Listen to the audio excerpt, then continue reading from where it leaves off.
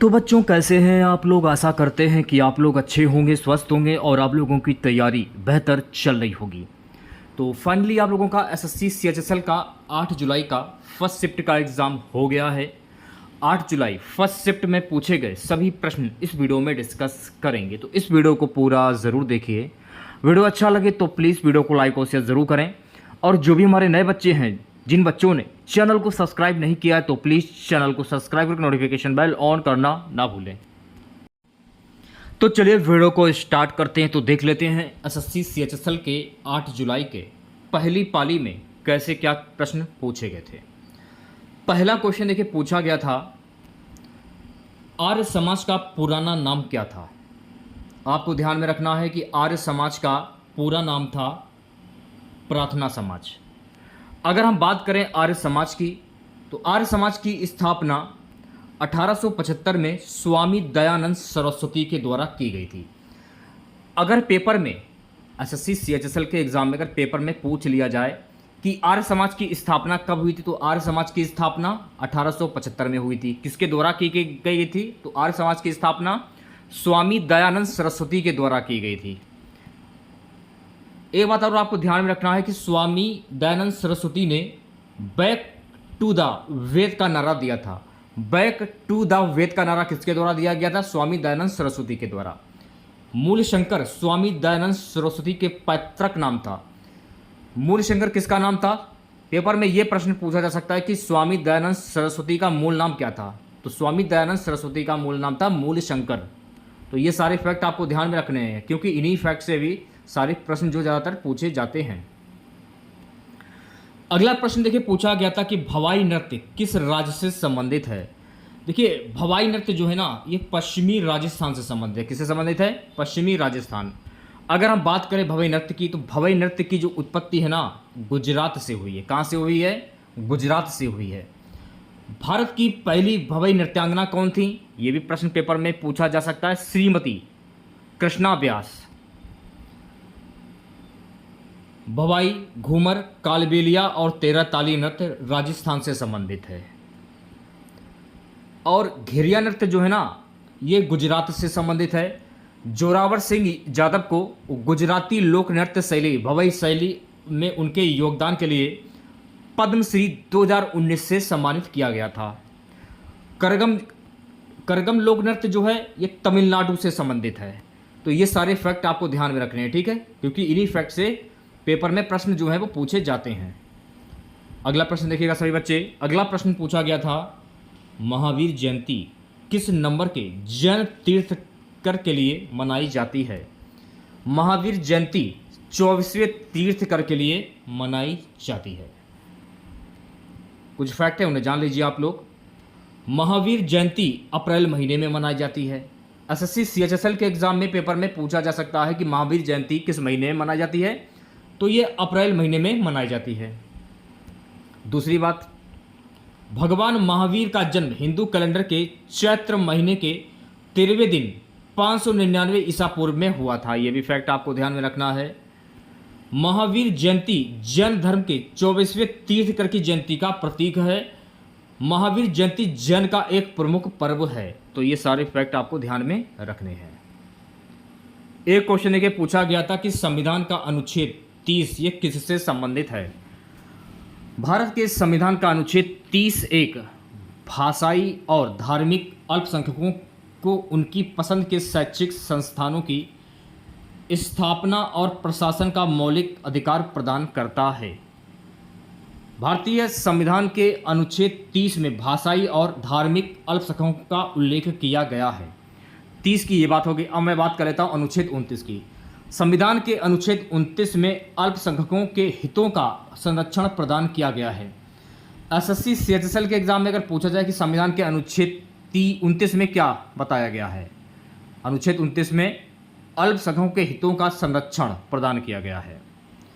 सभी अल्पसंख्यकों को धर्म या भाषा के आधार पर अपनी रुचि के शिक्षण संस्थानों की स्थापना और प्रशासन का अधिकार होगा।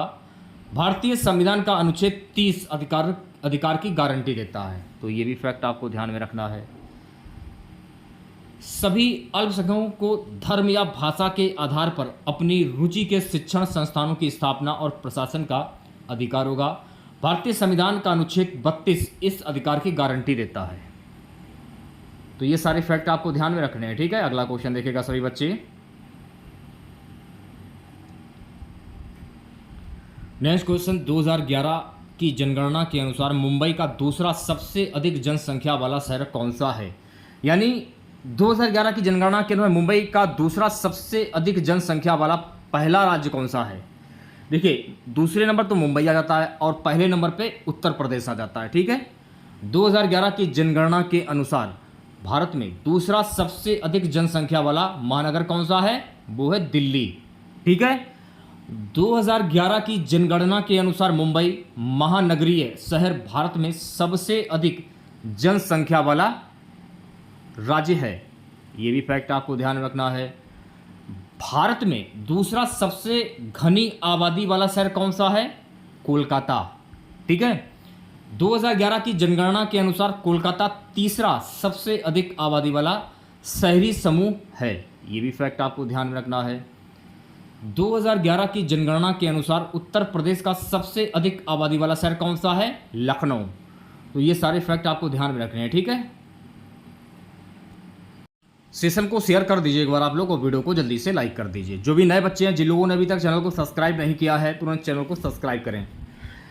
नेक्स्ट क्वेश्चन देखिए, पूछा गया था दुनिया का एकमात्र तैरता हुआ राष्ट्रीय उद्यान किस झील में है? दुनिया का एकमात्र तैरता हुआ राष्ट्रीय उद्यान किस झील में? केवुल लामजाओ राष्ट्रीय उद्यान। कौन सा है? केवुल लामजाओ राष्ट्रीय उद्यान।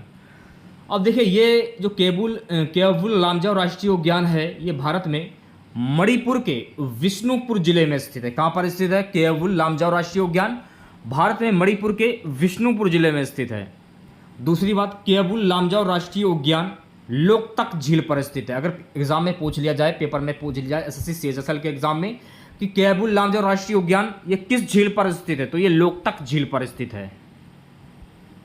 विश्व का एकमात्र चलायमान राष्ट्रीय उद्यान केवुल लामजाओ राष्ट्रीय उद्यान मणिपुर में स्थित है, ठीक है।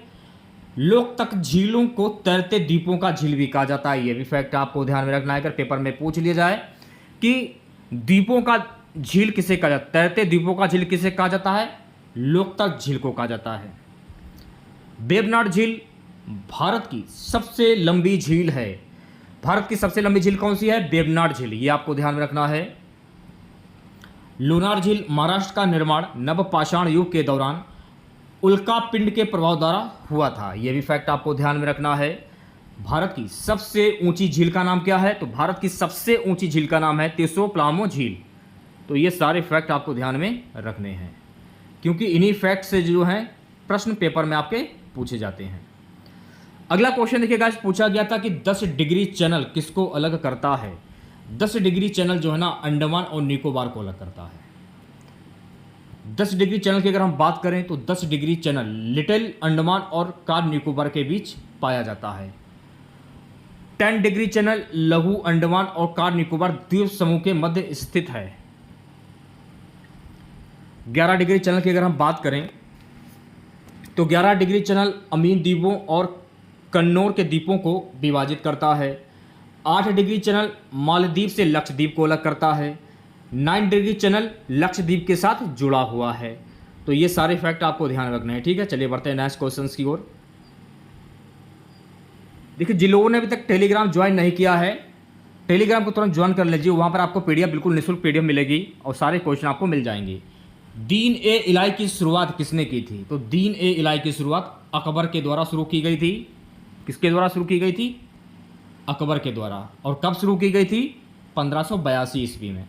अक्सर पेपर में पूछ लिया जाता है कि दीन ए इलाही की जो शुरुआत है ये कब हुई थी? 1582 ईस्वी में। अकबर के शासनकाल के दौरान चाचर वह भूमि थी जो 3 या 4 वर्षों तक पड़ती पड़ी रहती थी, ठीक है। अकबर ने 1580 में पिछले 10 वर्षों के राज्य राजस्व आंकड़ों का विश्लेषण किया, जिसमें कीमत में उतार चढ़ाव और भूमि उत्पादकता की जानकारी शामिल थी।